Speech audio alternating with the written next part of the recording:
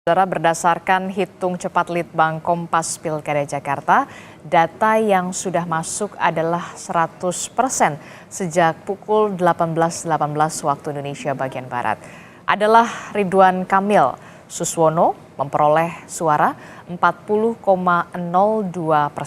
Sementara untuk pasangan Dharma Pongrekun Kunwardana memperoleh suara 10,49%. Pramono Anung Rano Karno memperoleh suara 49,49%. Sementara untuk hitung cepat indikator politik Indonesia dengan data yang sudah masuk adalah 100%. RK Suswono 39,53%, pasangan Dharma Kun meraih 10,61% dan Pramono Rano memperoleh 49,87%.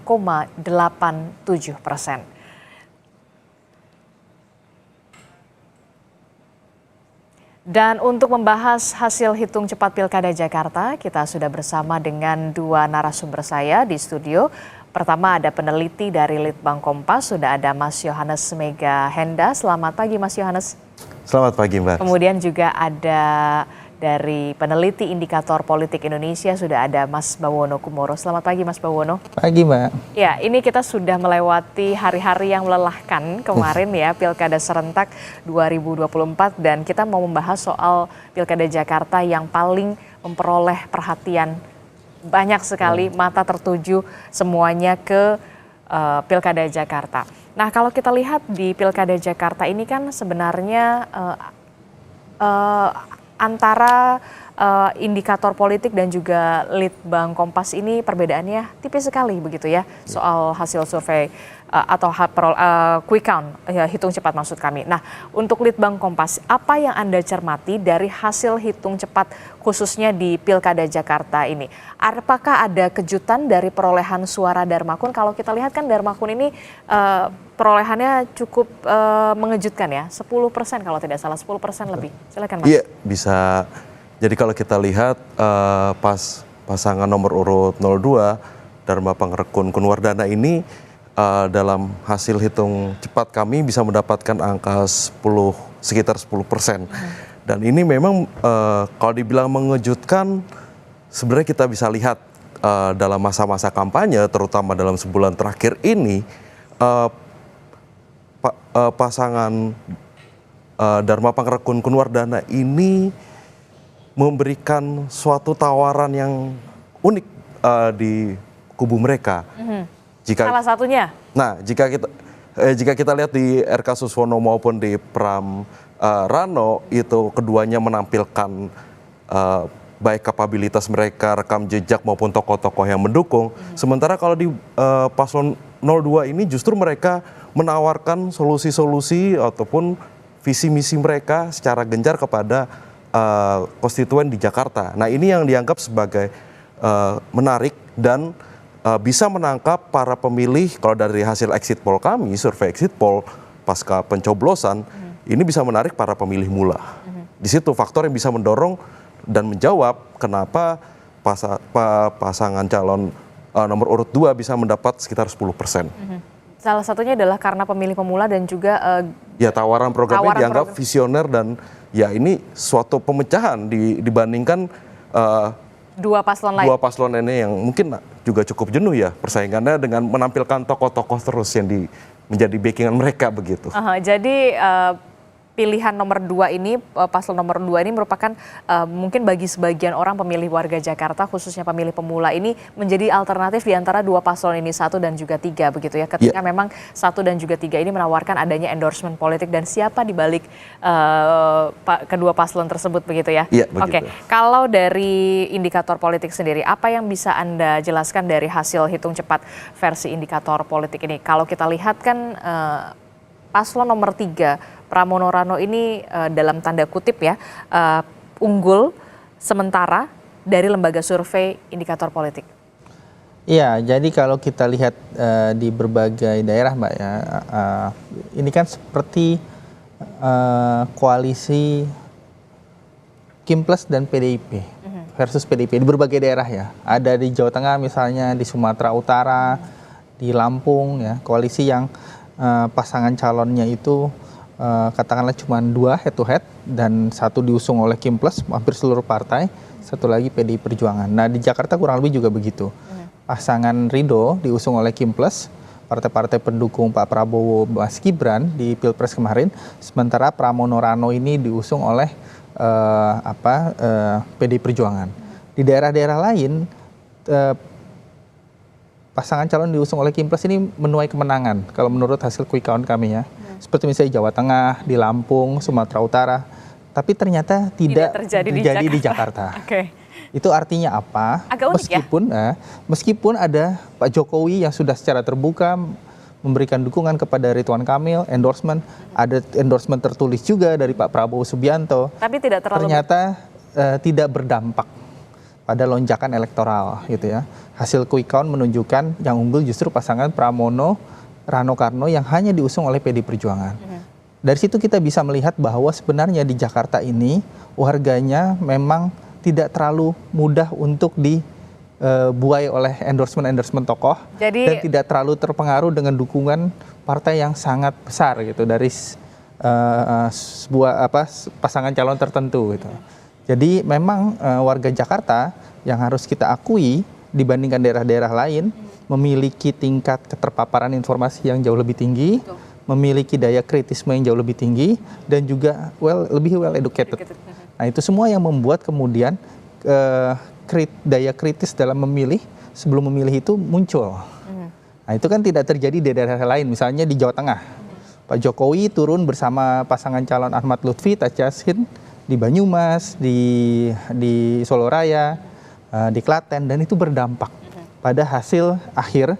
Menurut hasil quick count menang untuk kali pertama Jawa Tengah, kandang banteng dapat ditaklukkan. Tapi itu tidak terjadi di Jakarta. Ada karakteristik yang berbeda setiap wilayah. Salah satunya adalah wilayah Jakarta yang kita tahu, kemudian tadi Anda sebutkan sudah warganya sudah lebih banyak yang melek informasi, begitu mana yang hoax, mana yang fakta, sudah bisa memilah filter soal informasi, keterbukaan informasi di media sosial, termasuk juga dari segi pendidikan dan juga kritis. Kita sudah tahu warga Jakarta adalah kaum yang realistis dan juga rasional. Apakah ini menjadi daya tarik tersendiri bagi paslon 3 yang kemudian unggul dalam tanda kutip, unggul sementara versi hitung cepat indikator ataupun Litbang Kompas? Silakan Mas Yones. Ya kalau kita melihat sorotan apakah pemilih Jakarta ini rasional begitu kritis, yaitu memang inilah yang menjadi daya tarik Jakarta sekaligus yang suka sekali disebut-sebut sebagai barometer politik nasional. Dan memang pada pilkada kali ini rasionalitas ataupun kritisnya pemilih Jakarta ini ya jelas terlihat bagaimana sebenarnya kalau kita lihat secara track record ya dari survei ke survei di bulan Juni kemarin nama Pramono Anung ini kan belum begitu dikenal oleh publik maupun begitu juga dengan kemunculan ia bisa mencalonkan diri di pilkada Jakarta. RK memang sudah memiliki modalitas itu. Nah kemudian ketika waktu pendaftaran muncullah 3 paslon ini yang disodorkan. Disitulah memang ujian untuk keduanya ya, baik pemilih Jakarta menguji sisi kritisnya. Lalu dari ketiga paslon ini memang benar-benar ketika kampanye itu benar-benar harus menjaga bagaimana mereka bisa meyakinkan sekaligus ya kita lihat ucapan-ucapan yang sifatnya kontroversi, lalu program-program yang tampaknya tidak masuk akal begitu, ini begitu mendapatkan challenge begitu ya. Kita bisa lihat ini dalam pemberitaan maupun di media sosial. Nah, misalnya ada salah satu paslon, misalkan waktu itu Pak Suswono mengatakan hal yang menyatakan pernyataan yang mungkin bagi sebagian kalangan adalah kontroversial, maka langsung Ridwan Kamil melakukan suatu klarifikasi, permintaan maaf. Jadi di sini kita bisa lihat bagaimana dari para kandidat ini itu juga menjaga dan melakukan langkah yang hati-hati begitu, karena memang melihat karakteristik pemilih di Jakarta ini memang benar-benar cukup rasional. Oke, karena memang karakteristik Jakarta, pemilih Jakarta ini rasional dan juga realistis, saya ingin tahu sebenarnya kalau untuk paslon 1 ini mayoritas siapa yang memilih dari paslon 1, 2 dan juga 3, Mas Yohanes? Kalau untuk datanya. Kalau dari hasil dari hasil quick count kami ya, misalnya dari segi wilayah dulu ya, dari segi wilayah, sebaran dukungan suara gitu ya, ternyata cukup mengejutkan. Jadi di semua wilayah kota administratif di Jakarta itu dimenangkan oleh pasangan Pramono Rano Karno. Hampir di seluruh wilayah. Di seluruh wilayah. Jadi baik di Jakarta Timur, kemudian di Jakarta Selatan, Jakarta Pusat, kemudian Jakarta Barat, Jakarta Utara dan Kepulauan Seribu itu dimenangkan oleh pasangan Pramono Rano Karno. Tidak ada satupun wilayah yang dimenangkan oleh pasangan calon lain, baik nomor 1 maupun nomor 2. Dari situ kita bisa melihat bahwa sebenarnya mesin-mesin politik, terutama Partai Keadilan Sejahtera ya, kan secara basis politik Jakarta Timur misalnya dan Jakarta Selatan. Itu basis utama Partai Keadilan Sejahtera di mana selalu memperoleh kursi DPR RI. Tapi ternyata tidak bekerja maksimal di pilkada kali ini, di pilgub kali ini. Dari situ kita bisa melihat bahwa pemilih dari Partai Keadilan Sejahtera ternyata tidak cukup solid untuk memilih pasangan Ridho ini. Sementara PDIP yang sebenarnya basis pemilihnya di Jakarta itu kan lebih banyak dari dapil DKI 3. Kalau dapil DPR RI ya, dapil DKI 3 yang terdiri dari Kepulauan Seribu, kemudian Jakarta Barat, Jakarta Utara, itu sebenarnya basis tradisional PDI Perjuangan di DKI Jakarta ya. Tetapi ternyata sekarang bisa mengambil ceruk pemilih di pilgub ini dari basis partai lain, DKI Jakarta 2, DKI 1 dan DKI 2, dapil DKI 1 dan DKI 2. Sekali lagi menunjukkan bahwa mesin politik yang besar yang berada di balik pasangan Ridwan Kamil Suswono ternyata tidak bekerja maksimal dibandingkan pasangan nomor 3 yang hanya didukung oleh satu mesin politik gitu ya, yaitu PD Perjuangan. Dan nggak bisa dipungkiri juga ketokohan dari Rano Karno, image sebagai Sidul anak Betawi itu ternyata juga berhasil memaksimalkan pemilih Betawi, pemilih Betawi dan pemilih Jawa di Jakarta. Pak Mas Pram ini kan kebetulan sangat Jawa sekali gitu ya. Jadi perpaduan ini itu ternyata cukup mengena di basis pemilih berdasarkan demografi etnis gitu ya, Jawa dengan Betawi. Nah itu yang kemudian bisa katakanlah mengejar ketertinggalan, mengejar start. Startnya ini kan let's start kandidasi ya. Pak Pramono dan Mas Rano Karno ini, Bang Rano ini kan kandidat yang startnya terlambat dibandingkan Ridwan Kamil Suswono yang Ridwan Kamil sudah lama disebut-sebut, di survei juga sudah masuk. Ketika masih ada nama Anies Baswedan, masih ada nama Basuki Cahayapurnama. Lain halnya ketika Pram Rano ini berada di ujung akhir dengan segala dramanya pada saat itu. Kita pernah melihat nama Anies Baswedan bahkan sudah sampai ke DPP gitu ya. Tapi kemudian dengan modifikasi antara tokoh seorang Pramono Anung begitu dari Jawa, kemudian seorang Rano Karno yang kita tahu siapa sih yang nggak pernah nonton Sidul Anak Sekolahan, itulah yang kemudian menjadi bisa dikatakan keunggulan, dikatakan seperti itu. Nilai komparatif, keunggulan komparatif dari pasangan calon yang lain gitu ya. Nah itu yang kemudian bisa mengejar ketertinggalan dari posisi let's start kandidasi tadi. Nah, meskipun startnya terlambat, tetapi ternyata dalam waktu yang hanya 2,5 bulan kurang lebih ya, 2,5 bulan masa kampanye, dari posisi yang nol, yang startnya 0 Agustus itu, kemudian bisa sekarang berada di angka hampir 50%. Jadi ini sekali lagi menunjukkan bahwa di Jakarta ini pasangan calon memang tidak bisa tanda kutip main-main ya. Artinya tidak mengandalkan endorsement dari tokoh, bahkan seorang tokoh besar seperti Pak Jokowi gitu atau Pak Prabowo, dan mesin politik besar itu juga nggak menjamin. Ternyata lebih ada cara lain yang bisa lebih mengena, pendekatan-pendekatan misalnya secara personal, kemudian citra sebagai tokoh Betawi tadi yang dimiliki oleh Rano Karno yang tidak mampu disaingi oleh siapapun yang bertarung di kontestasi Pilgub kali ini. Jadi untuk Jakarta battlegroundnya memang agak sedikit istimewa begitu Betul. ya, agak sedikit lain begitu ya. Nah kalau dari Litbang Kompas sendiri bagaimana soal sebaran wilayah pemilih untuk Rano Karno, kemudian Darmakun dan juga Darmakun dan juga Pramono Rano. Kita akan lihat dulu grafisnya, kita akan tampilkan kepada Anda. Silahkan. Oke, ini dia. Bisa dijelaskan Mas Yohanes soal sebaran ini? Ya, kalau kita lihat di sini nuansa battleground itu justru terasa kalau kita lihat secara persebarannya ya. Ini kalau per soal wilayah. faktor usia ya Mas ya? Ini usia. Oke, ini secara usia kita lihat bahwa untuk pasangan Pram Rano ini bisa menguasai ceruk pemilih mula. Lalu kemudian di bagian Baby boomers, Gen X, Gen Y, ada Gen Y muda, ada Gen Z, begitu ya. Kalau kita lihat sebarannya RK Suswono ini Mas, RK Suswono di Baby boomers ini 27,2%. Sementara untuk pasangan Pramono Anung dan juga Rano Karno ini 41,6% Mas, Baby boomers pemilihnya.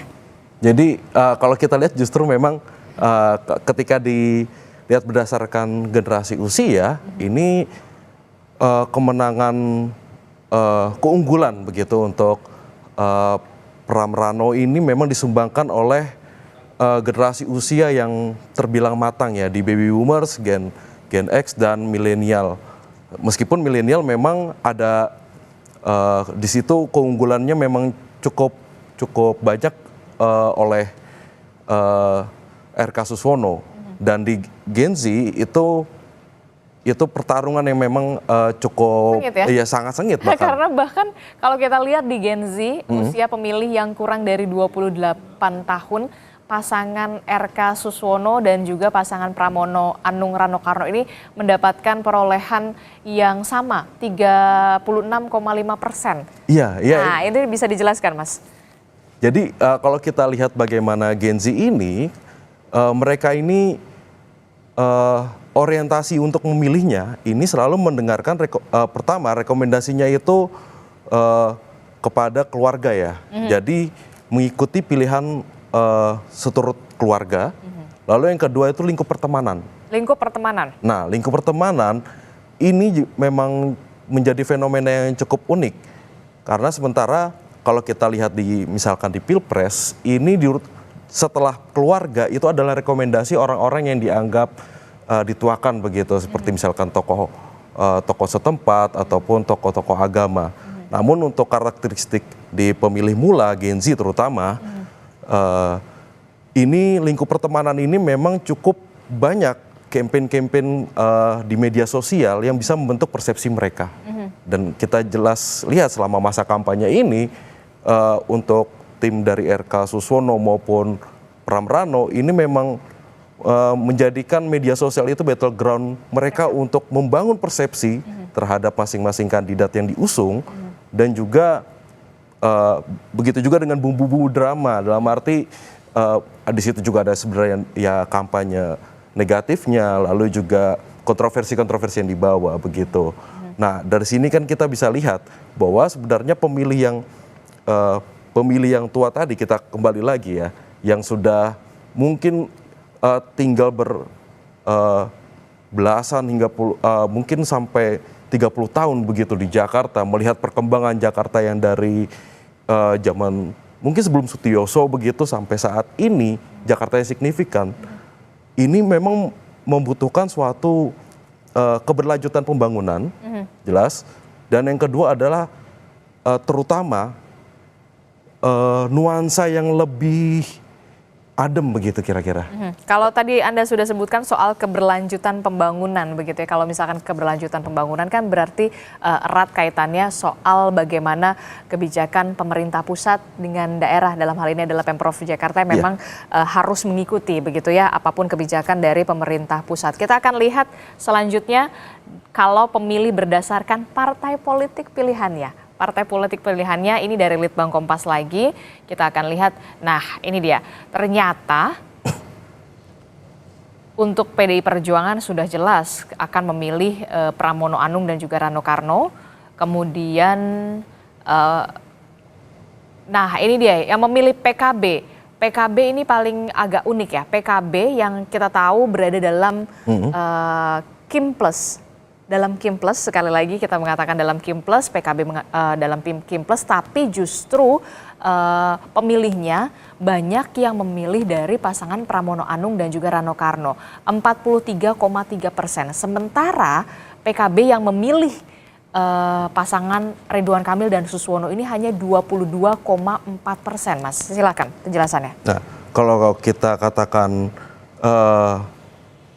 kalau kita tidak bisa melihat ini sebagai satu partai saja sebenarnya ya, kita bisa lihat ini sebagai satu kesatuan koalisi Kim+.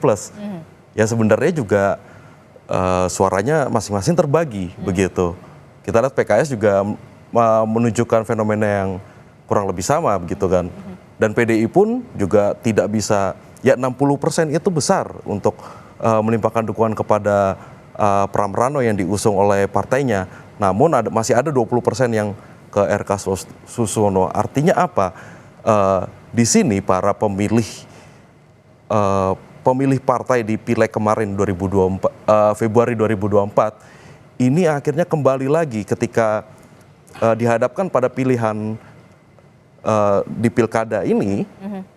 Ini para pemilih partai juga tadi ya kembali menguji kritisnya, sisi kritisnya, lalu juga melihat lagi program-program, lalu figurnya, lalu orang-orang yang berada di belakang masing-masing paslon. Dan ini memang bukan satu jaminan pasti bahwa suatu pemilih partai politik begitu akan terus loyal terhadap partainya yang mengusung tokoh atau kandidat tertentu. Ada migrasi pemilih di situ, walaupun memang PKB kita sudah tahu jelas berada di Kim+, dan Kim+ ini memang mendukung RK Suswono, tapi ada migrasi pemilih di sana begitu. Nah, kalau dari indikator politik sendiri membacanya seperti apa soal ini? Iya, memang ketidaksolidan rendahnya soliditas dari partai-partai Kim+ juga terlihat ya dalam exit poll kami. Ini kalau di para ahli mengatakan ini terjadi split ticket voting gitu ya. Sebaliknya di PDIP itu cenderung straight ticket voting. Meskipun hanya didukung oleh PDIP, tapi sebagian besar pemilih PDI Perjuangan kalau di exit poll kami di atas 70% itu lari ke pasangan nomor 3. Nah sebaliknya di Kim+ ini terjadi split ticket voting. Jadi di tingkat elit memutuskan untuk mendukung pasangan Ridho, tapi di tingkat pemilih konstituen ternyata terpecah-pecah, tidak solid. Gitu. Jadi tidak satu komando, tidak selaras gitu ya. Itu kemudian dikenal sebagai split ticket voting tadi gitu. Nah ini sekali membuktikan bahwa tadi yang seperti disampaikan di awal ada hipotesa bahwa mesin politik ini memang tidak bekerja. Kan sebelum ini kita sudah dengar tuh berbagai kabar. Ada partai yang enggan bergerak di Kim+ gitu ya untuk memenangkan pasangan Ridho. Belum maksimal gitu ya. Kalau kita lihat dari exit poll yang paling maksimal untuk mendukung pasangan Ridho di mana di antara partai Keadilan Sejahtera ya. Itu pun juga masih tidak sesolid ketika mereka menghadapi pileg pilihan legislatif di Februari kemarin. Jadi sekali lagi pilkada memang harus diakui lebih figur sentris. Lebih ke figurnya. Figur sentris ketimbang mesin partai.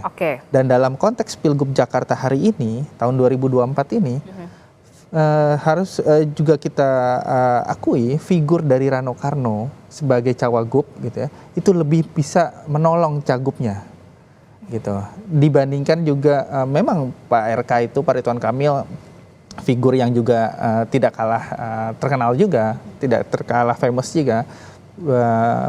banyak berselancar di media sosial, dikenal oleh meskipun hanya menjadi gubernur Jawa Barat tapi dikenal di daerah-daerah di luar Jawa Barat gitu. Tapi ketokohan ketika bertarung di Jakarta, ternyata ketokohan dari Sidul ini yang mampu menolong Mas Pramono untuk bisa unggul di Pilgub Jakarta 2024 ini. Itu kita temukan juga sebenarnya di survei yang kita rilis minggu lalu.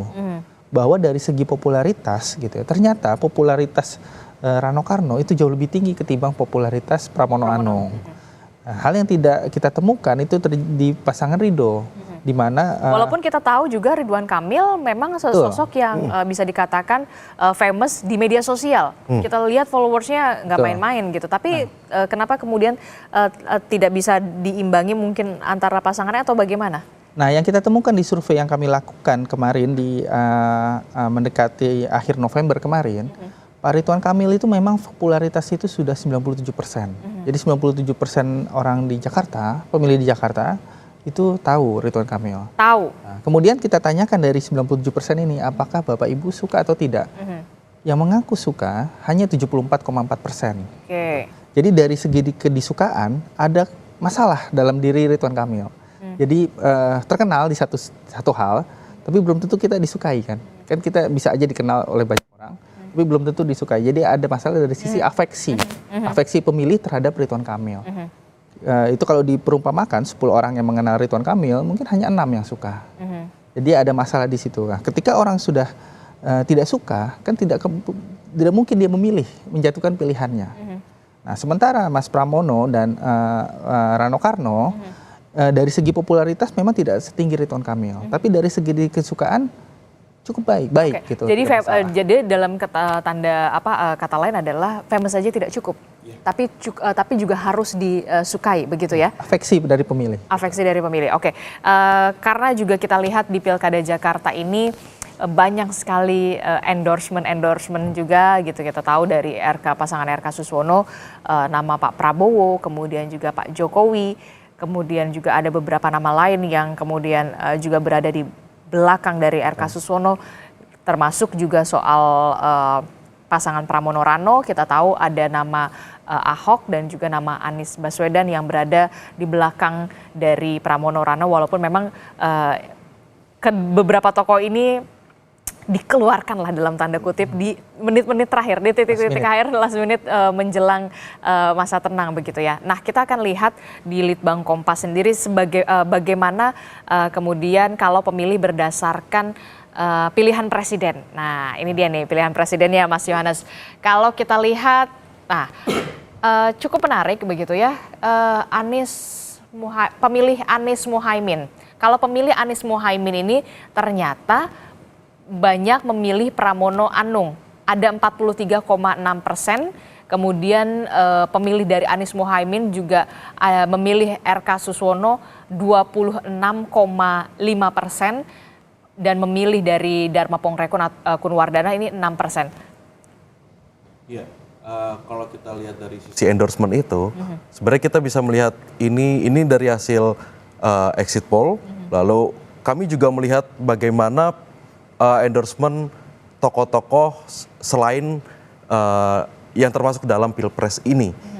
Misalkan Anies Baswedan, lalu juga ada Ketum PDIP Megawati, dan Basuki Cahayapurnama atau Ahok, ini memang memberikan sumbangsih atau peneguhan begitu kepada para pemilih Pramono Anung dan Rano Karno. Proporsi mereka memberikan sumbangan kurang lebih sekitar 60%. Dan yang paling tinggi tentu saja dari para pemilih PDIP sendiri yang mengikuti rekomendasi dari ketum mereka. Lalu kalau untuk paslon RK Suswono, ini memang faktor dukungan dari Jokowi dan juga Presiden Prabowo ini masih memberikan dampak yang besar. Di survei kami angkanya sekitar 60-70% untuk keduanya. Nah, ini memang kita kembali lagi ya, ada faktor-faktor endorsement itu yang mempengaruhi bagaimana para pemilih ini akhirnya menegaskan pilihan mereka. Jadi lebih untuk penegasan memilih. Tapi bagaimana ini untuk menjadi bagian dari swing voters begitu, untuk mengalihkan dukungan, itu memang kurang bisa terbaca di sini. Jadi adanya endorsement itu memang lebih untuk menegaskan pilihan mereka. Dan akhirnya kita kembali lagi seperti yang sudah dikatakan di awal tadi, endorsement saja itu sebenarnya juga tidak cukup. Ini hanya menjadi penegasan di menit-menit akhir begitu. Sekaligus ini kan juga menjadi konfirmasi terhadap 43% suara yang masih mengambang ketika dilakukan survei di sekitar 20-an% suara mengambang yang berdasarkan survei kami terakhir untuk Pilkada Jakarta. Jadi, ini para pemilih bimbang ini akhirnya bisa menegaskan pilihan mereka, juga tidak terlepas dari tokoh-tokoh endorsement ini. Kalau kita lihat kan nama Anies Baswedan ini memang preferensinya lebih ke pasangan Pramono Rano, walaupun ternyata kita lihat di Pramono Rano ini juga ada nama Ahok. Kita tahu Anies dan Ahok ini merupakan rival yang akhirnya bersatu, berkonsolidasi. Berarti ini bisa dikatakan pemilih antara Anies dan juga Ahok pada saat itu di Jakarta kemudian bersatu solid atau bagaimana? Atau kemudian ada migrasi selanjutnya? Nah iya. Pada saat pilkada kemarin. Kalau kita lihat secara kuantitatif dan kualitatif ya, adanya dukungan dari baik Anies Baswedan maupun dari Ahok ini menjadi semacam simbolisasi harmoni dari Pilkada 2017, bagaimana polarisasi ini begitu terasa. Ini akhirnya bisa termanifestasikan dalam sosok paslon 03. Namun ada beberapa persen dari para pemilih Pram Rano yang akhirnya yang melabuhkan dukungan yang menjadi sebelumnya itu memilih Anies dan sebelumnya memilih Ahok, justru memunculkan antipati, dan ini yang akhirnya tersebar migrasinya ke arah 01, 02 bahkan ke tidak memilih. Oke, jadi ada faktor itu juga ya? Ada, tapi hanya kecil saja. Kecil saja. Nah, lalu bagaimana dengan PKS? Kesulitan suara PKS. Kalau kita lihat gitu kan, PKS ini berada dalam mendukung pasangan RK Suswono. Tapi kita lihat RK Suswono juga didukung oleh Pak Jokowi begitu. Kita tahu PKS dan Jokowi sendiri, PKS adalah antitesa dari Jokowi. Kalau misalkan kemarin kita aroma pilpresnya ya begitu ya. Nah ini bagaimana? Suara PKS benar-benar solid tidak dari hasil kemarin pilkada serentak kemarin hitung cepat ini, tetap mendukung RK Suswono ataukah kemudian ada migrasi ke beberapa paslon 02 atau 03? Ya kalau kita tadi sudah lihat seperti yang sudah ditampilkan, itu migrasi ini jelas terlihat.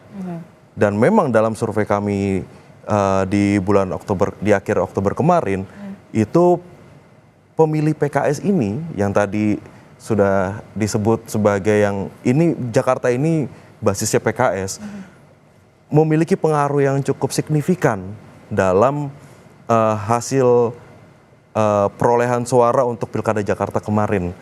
Dan memang di sini kita lihat sebarannya itu walaupun ada sosok Anies di Pramono Anung yang melakukan memberikan dukungan, ini memang tidak serta-merta memborong semua pemilih PKS untuk memilih paslon 03. Masih ada sisi pemilih loyal yang tetap setia pada koalisi partai. Begitu. Meskipun memang dalam hasil exit poll kami terpetakan bahwa cukup besar yang tanda kutip ya berhasil dibawa oleh pengaruh dari dukungan Anies tersebut. Namun kita lihat juga ada 23,9% yang menjatuhkan pilihannya ke Dharma Pangrekun dan Kunwardana. Oke, kalau dari indikator sendiri seperti apa membacanya soal pilihan presiden begitu ya, Anies Muhaimin, Ganjar Mahfud, apakah ada yang bisa dijelaskan di sini? Iya, memang kalau kita lihat dari hasil exit poll yang kami lakukan kemarin, terhadap para responden yang baru keluar dari bilik suara, memang terlihat sumbangan suara terbesar bagi pasangan Ridho itu berasal dari pemilih Prabowo Gibran. di Pilpres kemarin. Oke, jadi Gitu ya. pemilih Prabowo Gibran itu Dominan lari ke dominannya- pasangan Ridwan Kamil Susono. Dan Oke.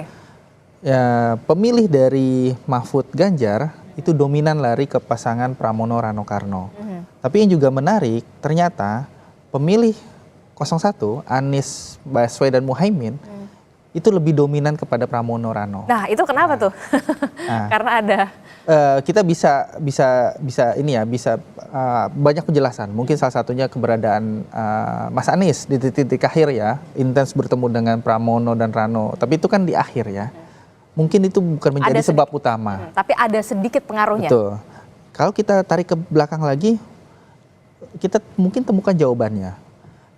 Pemilih Anies Muhaimin ini kan tidak semuanya pemilih PKS, gitu ya. Ada pemilih yang di luar PKS, itu yang kelompok-kelompok di luar PKS, kelompok-kelompok Islam, kelompok-kelompok partai-partai Islam di luar PKS yang memilih Anies Muhaimin pada 14 Februari kemarin. Nah, kita tahu mereka-mereka ini pemilih-pemilih Anies Muhaimin di luar PKS sempat gundah gulana, kesal kemana gitu ya? ya. Ketika PKS ternyata tidak menjatuhkan pilihannya di Pilgub Jakarta kepada Anies Baswedan. Meninggalkan Anies di titik akhir, sebelumnya sudah dikampanyekan Anies Sohibul Iman, kemudian ya mungkin kalau bahasa anak-anak di PHP, ditinggalkan, tinggal di ghosting, kemudian menjadi memilih Ridwan Kamil dengan menempatkan Darmeka Pasusono. Nah, ada rasa kesal itu mungkin, ada rasa kecewa itu yang kemudian hari Rabu kemarin ditumpahkan dengan memilih pasangan Pramono Rano. Atau mungkin ke Darmakun. Ada juga yang ke Darmakun, memang ada juga pemilih Anies kalau di data exit poll kita sekitar 25% ke Darmakun. Jauh lebih tinggi ketimbang yang lari ke pasangan RK Susono hanya 22%. Yang paling tinggi lari ke pasangan Pramono Rano 43%. Itu artinya kan ada luapan ungkapan kekecewaan dari pemilih-pemilih Anies di Pilpres kemarin di luar basis pemilih PKS. Kenapa Anies tidak dicalonkan oleh PKS gitu ya? Justru mencalonkannya Ridwan Kamil Susono gitu ya. Nah, kekecewaan itu kemudian baru ditumpahkan pada hari Rabu kemarin. Nah, oke, itu menarik sekali ya. Kalau misalkan berarti ada side effect-nya juga begitu ya, yang memang harus suka atau tidak suka ya. Inilah faktanya begitu ya. Kita akan tampilkan lagi kepada Anda soal tokoh pemengaruh pilihan. Nah, ini dia nih. Kalau kita lihat siapa-siapa saja yang punya pengaruh besar dalam untuk memilih calonnya. Ini ada Anies Baswedan. Ternyata Anies Baswedan banyak di Pramono Anung, Rano Karno, kemudian ada Basuki Cahayapurnama. Pemilih Basuki Cahayapurnama juga cenderung untuk memilih Pramono Anung. Untuk Jokowi dari Litbang Kompas, Jokowi pemilih yang berpengaruh sekali ini adalah ke RK Susono, tapi juga kita lihat di Pramono Anung dan juga Rano Karno ada 29,8% juga. Kemudian dari Megawati Soekarno Putri itu pasti ke Pramono Anung dan juga Rano Karno. Presiden Prabowo kita lihat ini Ridwan Kamil dan Susono, tapi juga ada Pramono Anung dan juga Rano Karno 23,0%. Penjelasan Anda, apa yang bisa Anda baca dari sini? Iya, ini seperti yang sudah saya katakan sebelumnya ya. Jadi memang ini akan lebih terpetakan dengan jelas dengan melihat ini dibandingkan dengan hasil dengan tadi ya, limpahan dukungan dari hasil Pilpres begitu. Karena memang kita lihat di sini bagaimana misalkan kubu para pemilih Anies Baswedan maupun juga pemilih Ahok, lalu Jokowi dengan Presiden Prabowo ini melihatkan sisi-sisi yang berbeda begitu. Para pemilih untuk RK dan Rano ini memang mendapatkan sumbangan besar ya dari Anies, dari Ahok maupun dari terutama sosok ketum PDIP Megawati Soekarno Putri yang sampai 80% angkanya. Dan ini di Jokowi dan Prabowo ini sekitar 50% bisa memberikan pengaruh kepada RK Susono. Faktor endorsement ini memang nyata dan memang menunjukkan pengaruh untuk para pemilih yang tadi untuk menegaskan pilihannya lagi, dan para pemilih bimbang yang mungkin untuk di menit-menit akhir masih menimbang-nimbang di manakah mereka akan memilih.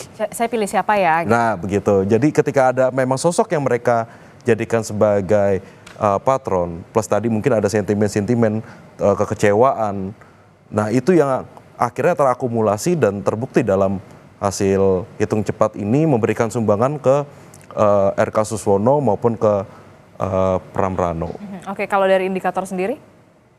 Ya memang tokoh-tokoh tadi memang tentu punya pengaruh dalam batas-batas tertentu ya. Apakah Pak Jokowi, Pak Prabowo gitu. Bu Mega, tapi Mas Anies. Mas Anies, tapi sekali lagi ini Jakarta. Ini Jakarta, Bu. Ini Jakarta, di mana tadi saya sampaikan di awal, harus diakui orang Jakarta, warga Jakarta dari tingkat keterpaparan informasi jauh lebih tinggi dibandingkan daerah lain. Otomatis daya kritis juga menjadi lebih tinggi, lebih well educated gitu ya, sehingga tidak mudah untuk digoyang atau digembalakan lah, tokoh digiring gitu ya, bahwa tokoh ini memberikan endorsement, tidak semudah itu, tidak semudah di daerah lain, misalnya di Jawa Tengah gitu ya, di mana Pak Jokowi turun di Banyumas, di Klaten, di Solo Raya, menentukan hasil kemenangan bagi Pak Lutfi dan Tas Yassin gitu ya. Di Jakarta itu tidak bisa, meskipun Pak Jokowi juga sudah secara turun terbuka gunung dalam tanda kutip, saya mendukung Ridwan Kamil sebagai turun gunung, rekam jejak dan sebagainya. Tapi warga Jakarta dalam konteks itu jauh lebih memiliki independensi, gitu ya. Sehingga pilihan mereka seringkali sulit untuk diterka, sulit untuk ditebak, gitu ya. Akan lari kemana dan seperti apa, termasuk angka 10% bagi pasangan Darmakun itu juga mengejutkan. Karena di survei-survei kami, survei-survei lain juga, angkanya sekitar 5-6% gitu ya. Jadi ketika aduh ini 01 ini yang ini ya udahlah saya ini aja deh gitu jadinya gitu. Ada pemikiran kayak gitu kan? Bisa juga, bisa jadi. Jadi ada pemilih Jakarta, mungkin 10% pemilih Jakarta ini mereka melihat bahwa pasangan 01 didukung oleh Jokowi dan Prabowo. Pasangan 03 didukung oleh Anies Baswedan dan Basuki Cahayapurnama, Ahok. Berarti seperti ada kutub gitu ya, polarisasi, pengelompokan. Nah, mungkin dengan ketidaksukaan terhadap pengelompokan polarisasi itu diwujudkan dengan memilih pasangan 02. Gitu ya, yang tidak ada tokoh sama sekali, memang lahir dari jalur perseorangan, berulang kali juga menunjukkan bahwa tidak penting bagi kami untuk didukung oleh pasangan calon udah tokoh siapapun, bahkan Presiden Jokowi. Karena didukung oleh rakyat kalau ini. Didukung oleh rakyat gitu ya. Nah itu yang kemudian bisa diwujudkan untuk menghindari pengelompokan tadi dari 10% pemilih itu. Walaupun masih ada residu pilpres yang terasa di pilkada, baik itu mungkin di Jawa Tengah, Jawa Timur, tapi ternyata di Jakarta residu pilpres ini di pilkada ini tetap warga memilih dengan rasional dan juga realistis begitu ya? Betul. Walaupun memang endorsement politik dari masing-masing paslon di belakangnya ada siapa dan siapa itu punya pengaruh tapi yang tidak terlalu signifikan begitu ya, bisa dikatakan seperti itu. Dan kita tetap harus menunggu keputusan akhir dari KPU soal bagaimana penghitungan secara manual dan juga berjenjang pastinya ya, tetap pengumuman tetap harus kita akan tunggu dari resmi dari KPU Provinsi tentu saja. Terima kasih Mas Yohanes, Mas Buwono, terima kasih telah bergabung bersama kami dari Litbang Kompas dan juga Indikator. Terima kasih atas analisanya dan juga penjelasannya tadi. Terima kasih Bapak-Bapak.